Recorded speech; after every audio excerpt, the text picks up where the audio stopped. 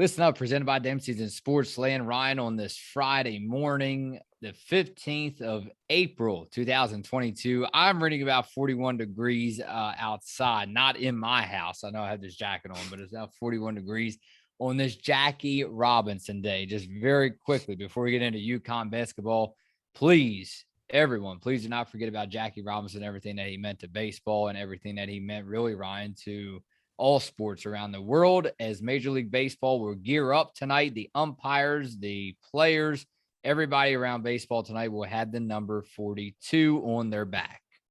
Yeah, special day. I mean, Jackie Robinson broke the color barrier, so that in itself is bigger than sports. So it's a very special day for not only baseball, but sports around the world, or for just about just about everybody around the world. With that said, I want to take about 15, 20 minutes with you on this Friday morning. We won't be back in until Tuesday. Let's go ahead and explain to everybody, to Ryan, that this series is going to be a breakdown of the latest 4 recruits to sign, or at least verbally commit to UConn, so to say. We're actually going to get started with the class of 2023, right, Ryan? And then we will go into the class of 2022. I just figured that we could do stuff a little backwards. We're going to go with the 2 players. First, we're going to actually one video to break down each player. We figured that, hey, if they decided to come to UConn, they get their own special video and listen up. So first recruit, Ryan, that we're going to go over in this series, and then we'll be back next week to talk about the next recruit. But it is, Ryan, correct me if I'm wrong here, you picked it. It's Ashlyn Shade that we're covering this morning, right? Ashlyn Shade, that's right. Okay. Ashlyn Shade, the guard. She's set to graduate in 2023. Noblesville, Indiana, her hometown, Ryan. I read an article that said that she stands around 5'10". ESPN has her listed here on the rankings list around 5'9". So we might as well say 5'9", 5'10", somewhere in between there. When I looked at her highlights last night, coming on, I know you know the way my schedule is. So I'm like, I try to piece together the roster, and just my mind, I couldn't piece together my mind enough. It's too early in the morning getting ready for this one. So it was like 2 or 3 o'clock in the morning. I'm trying to get ready. I'm like, Ryan, where do I go from here? Do I try to talk about how she's going to fit into this roster coming up? And I'm like, you know what? That's too far away to figure all that stuff out, Phil. We're talking about 2 more years from now. A lot can happen, Ryan, in 2 more years. So we'll just break down her highlights. And what I took away from her highlight reel is the way she handles a ball and her deep shot threat that she brings to basketball. She can really shoot from downtown very well, the 3 ball. And she lands, Ryan. When you take a look at the list, she lands overall. Again, this is a class of 2023 out of 60. She lands at number 5. Yeah, number 5 according to ESPN. So UConn and Gino are going to recruit the best of the best. It seems like every single year they almost get just about at least two players in the top 10 of the recruiting class. So yeah, Ashlyn Shade, 5'10" point guard from Noblesville, Indiana, announced her commitment to UConn January 12th of this year for 2023. In an interview I saw with the Indy Star, she quoted, "I like the history behind the school and how competitive their basketball program was and currently still is. I want to play at a high level, so I like the aspect of it," end quote. She also said she wants to be a part of a winning culture and be on a team with a family atmosphere. So I think UConn will be the perfect place for Ashlyn. I can't wait until we see her in a UConn jersey. She'll be playing in stores, of course, alongside Paige Beckers, Aaliyah Edwards, and Nika Mule. They'll all be seniors in 2023. So that should be a pretty good team. Hopefully they'll still have Caroline and Azzy as well. Of course, they'll be juniors. So, we talked about before, Paige, does she have another chance of getting a ring for her junior and senior year? That senior team that Paige will be a senior on that team. for 2023. That team's going to be pretty stacked that year. So I'm looking forward to next year, but 2023 as well. I think we can expect a pretty stacked team. That's why I figured that we go cover the class of 2023 first, the recruits, because I know everybody wanted us to touch on these players, discuss a little bit about these players coming up, verbally committing to UConn and or sooner or later physically signing for them. Their letter, I don't know, whatever they call it. They don't call it a contract. Obviously, it's college sports, but yeah, so I figured that it would be really interesting to cover the class of 2023 even before we talk about the two new ones coming in for 2022 this upcoming season, because like you just mentioned, Paige Beckers is going to be a senior when these players arrive in stores in 2 more years. So that's really exciting. I mean, raise your hand out there if you would not want a chance to play with Paige Beckers at UConn during her senior year. I'm not too sure. There's no hands being raised, even though we can't see you all. So yeah, I'm telling you, Ryan, that, yeah, I mean, how exciting is it? Again, you talk about the preparation individually and how the high school coaches get them prepared for Stores, historic basketball program. But at the same time, like, how does that really, put that in the back of your mind? How does that really feel?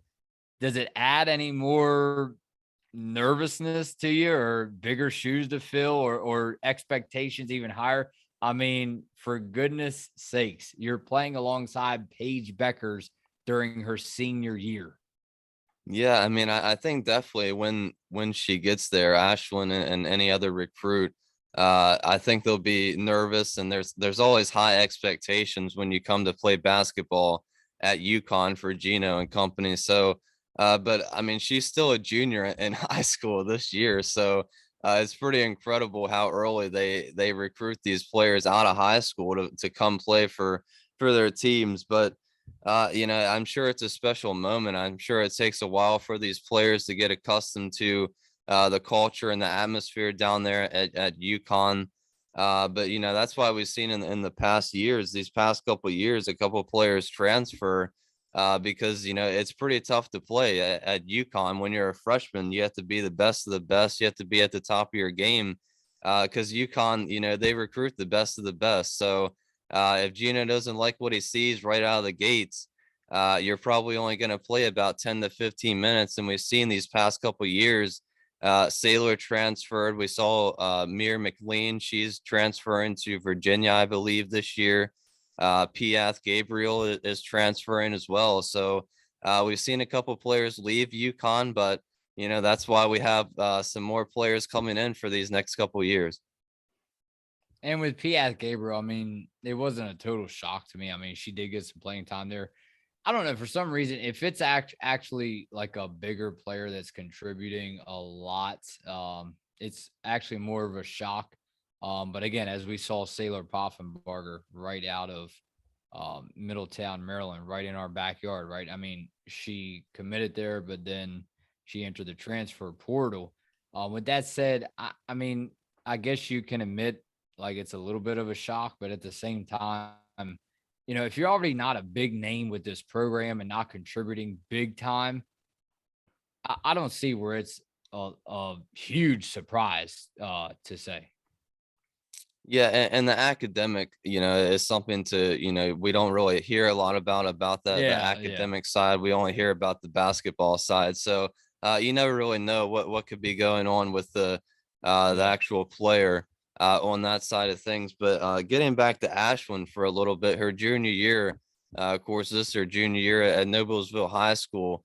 Mhm. This season for that team, she averaged 20 points, 9 rebounds, 4 assists, and 4 steals per game. So I'd say those are pretty good numbers for a junior in high school. She also led I was Noblesville. looking at it. Yeah, you're right. And that was only through 18 games. Yeah, Yeah. yeah. I mean, it's just crazy what she's doing. Yeah. She also led Noblesville to its first state championship since 1987, and she also won the Indiana Gatorade Girls Basketball Player of the Year. So, just an incredible year from Ashlyn, and hopefully her senior year is even better. I don't know how she's going to top this year, but She can only get better. She can only improve. But her game on the court, she's described by many people I saw as a bulldog on the court. So, and she's willing to do whatever is needed to help the team win. So when I heard that, that reminded me a little bit of Avina Westbrook, who just got drafted by the Seattle Storm. She does everything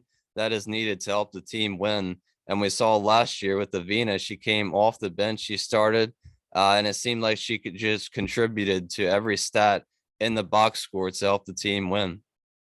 Yeah, and I'll start out by saying this. I'm not going to compare any of these recruits to Paige Beckers. I'm just not. You know that Paige Becker is my all-time favorite. It's going to be hard to top that, I think, in a long time to come. But at the same time, when I give credit, you got to give credit where it's due, Brian. I don't know. I really don't. I'm trying to think of the reason why. Maybe you can, but you have to give credit where it's due as far as these scouts for the high schools. That's scouting these high school players, these high school girls that are coming up and being recruited and eventually getting these letters, and they had to choose. I mean, talk about that's a big these are big choices that these young women are making. What schools? I mean, they're getting 9, 10 big college letters in the mail. Um, and they had to narrow it down to one. But at the same time, I just want to touch a little bit and talk about how about the scouts. I mean, what an incredible job. This right here is an amazing reason why to get hyped up about these high school girls coming into college basketball, because it seems like to me, I might be wrong, but we haven't been covering women's basketball all that too often. I mean, we want to cover it obviously more and more, but we haven't been talking about it for years and years to say. But it seems like, man, if you get, I even go with saying the top 20, top 10 recruits every year, 9 times out of 10, they turn into an absolute star in college basketball.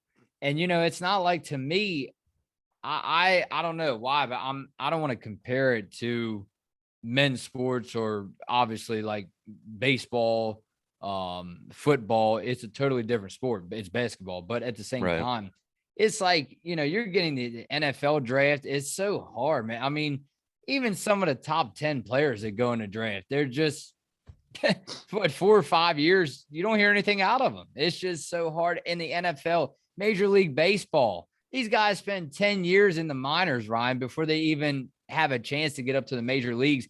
But this is a whole, and that's why Stores has so much reason to get hyped up about these younger girls being prepared to come to Connecticut and play for Gino. Because it seems like, I don't know about you, but it seems like that every time that you get at least in the top 10, if you hit on that top 10 recruit and you get them to sign with your team, man, it's 9 times out of 10 you have a star coming to your squad.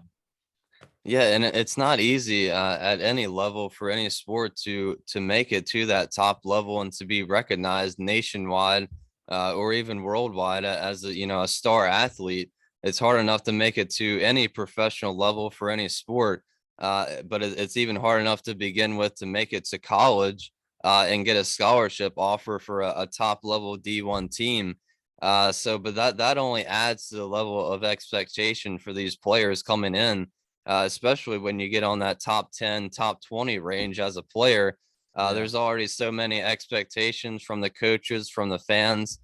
So I'm sure there's a lot of pressure of being an athlete, especially when you get recruited by a top tier D1 team. So, but I think they should be just fine. You know, like we talked about, Paige Beckers being a senior that year.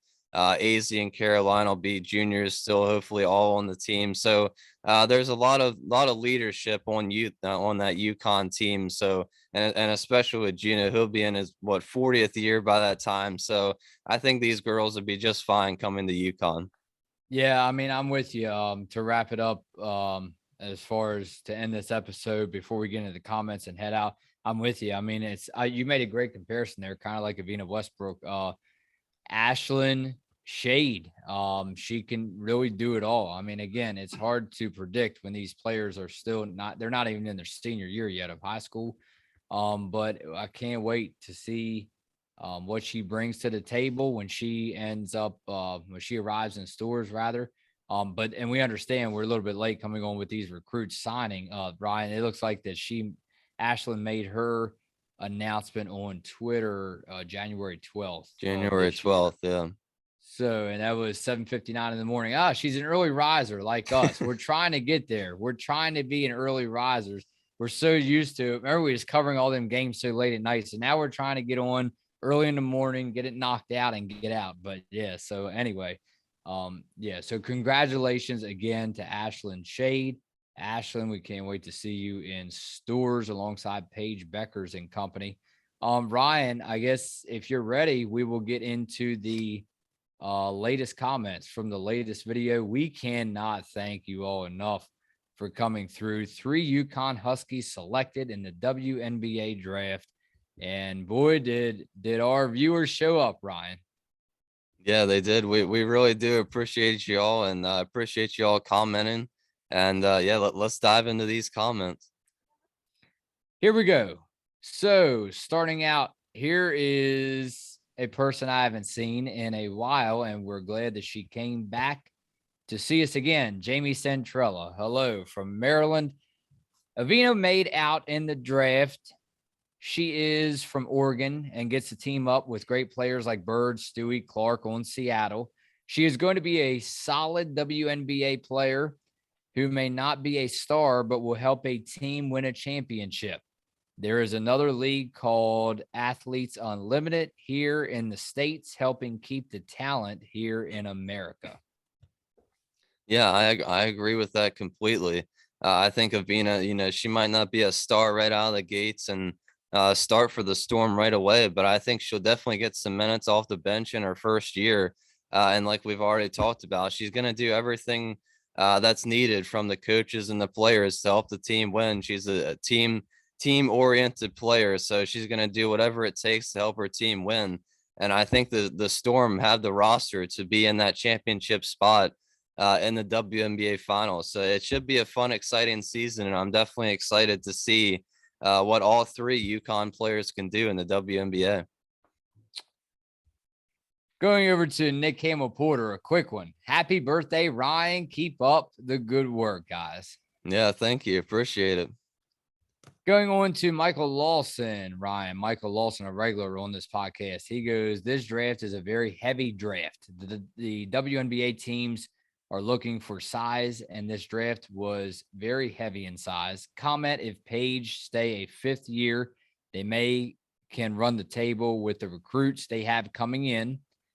I think that it was too much for the seniors being that what they have been through, the Dorka injury might have been too much. Yeah, there was a lot of pressure and just everything that the whole team went through. But for the seniors, Olivia Nelson-Ododo, Kristen Williams, and Avina Westbrook, there was a lot of leadership that they had to be able to lead the team in a way through all those injuries, through the COVID outbreak that they had, and there was just so many things throughout the season that the team had to go through. Different starting lineups, more than 10 different starting lineups throughout the whole year. And like we said in the past, for them to even make it to the championship game was pretty incredible in itself. But for the draft, I do agree that it was a pretty deep draft, and we talked about there's not that many teams, not that many rounds, so it's so hard for these players to get drafted in the first place. But there was definitely a lot of talent that came with this class for the WNBA in 2022 this year. So hopefully there'll be even more and more, and we'll start to see more teams expand, more players getting drafted. I think it'd be great for the WNBA. And going on to trying to find a name, right? Okay, so Grobel. We have to cover Grobel. Indiana Fever picking Lexi Hall number 6 was a shocker. Most mock draft had her around number 20 to 24. Fever also had number 10 and number 20 pick, so they could have waited. Fever haven't made playoffs in 5 years. They haven't been a well-run franchise. Seattle Storm had a pretty good draft despite having no first-round picks. Got Canane, number 17. and Westbrook, number 21. Yeah, I think Kunane going that late was a surprise to me. But I'm definitely shocked that Lexi Hall went that early as well. Indiana had a lot of draft picks, so they must have known what they wanted. They had a lot of draft picks, and they're trying to rebuild that team. You mentioned that the 5 years they've had a tough couple last years trying to getting a lot of top draft picks and stored all these young players out. So hopefully for their fan base, they can get things going up there in Indiana. But yeah, I mean, it was a very deep draft. It was very hard. I'm sure for these teams to draft the players they needed and wanted. So, but yeah, it's going to be an exciting season. Can't wait to watch them. Here's a new one that I haven't seen so far. We appreciate this person coming through. New name, AJ Hill 32. Ryan, he goes, when I looked at South Carolina this season, they knew they were dogs on the court and believed they could beat anyone. As a team, UConn didn't show that same mentality of being the best, and I blame the seniors for not setting the tone. Hopefully next year squad will have more dog in them, especially in the paint. Yeah, man, that's something that that's a good point that he brings up, man, because I didn't really think about that, Ryan, until I literally just read this comment. Being aggressive in the paint, man. I mean, yes, of course, if you can hit your threes from downtown, and shoot your free throws, but that's not saying that foul calls are going to go your way every time. So, I mean, you need to be smart. Obviously, you need to be smart with the basketball, but at the same time, man, he's right, man. I'm not too sure if they were aggressive enough.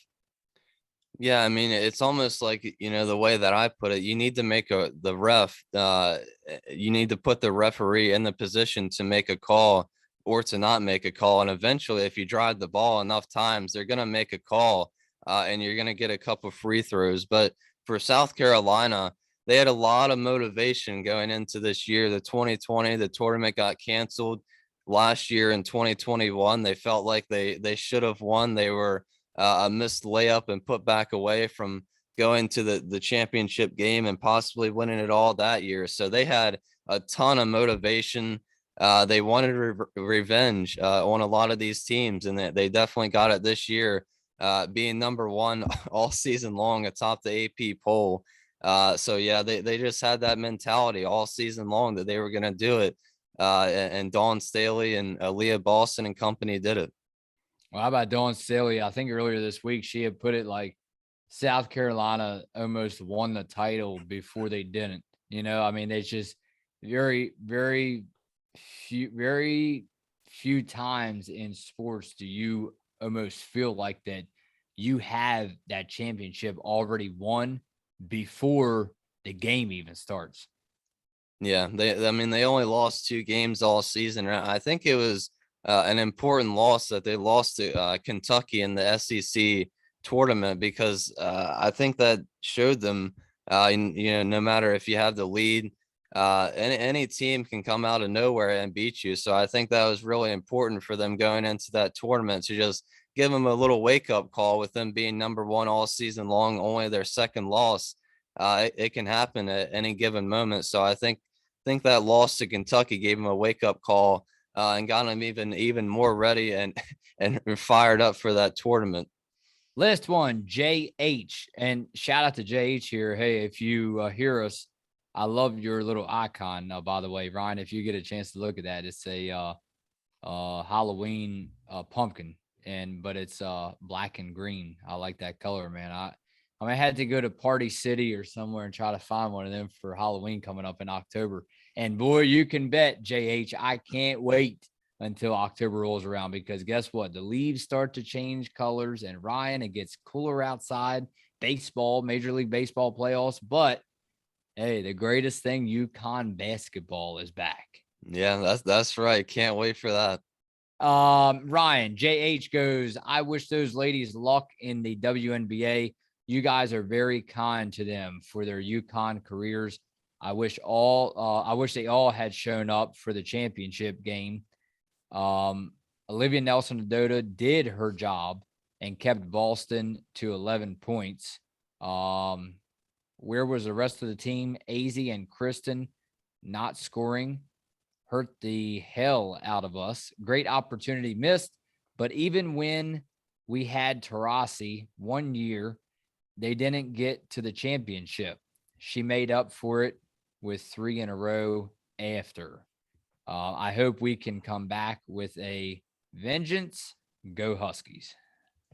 Yeah, and like we mentioned with AZ with the illness, I was so unfortunate that she got that the night before, the day of, waking up with that illness and not being able to shoot it around with the team. And she only played about 5, maybe not even 10 minutes in that game. So that was really unfortunate for her, working all season long, and then then you get sick for the championship game and you're not able to play.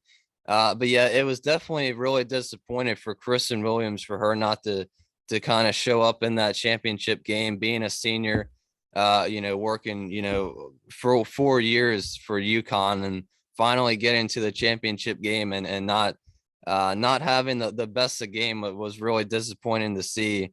But hopefully, with these 3 seniors leaving, we got a couple new recruits that we'll go over that are coming in. Paige Becker's junior year, so hopefully they'll get back to the championship game for next year. For Austin Anita running the sticks and the big board in the background. You never see him, but he's a huge part of what we do. For Ryan Renner, I'm Phil Becerra saying a very, very good weekend. Ryan, happy Easter to you and the family. And join us on Tuesday as we continue this series of recruits. Ryan, the next one on the list comes in at number 8, and that is KK Arnold, as we put the spotlight on this 2023 recruit, and that is KK Arnold. For all of us, Listen Up Maryland, presented by Dempsey's and Sportsland. Ryan, have a good weekend.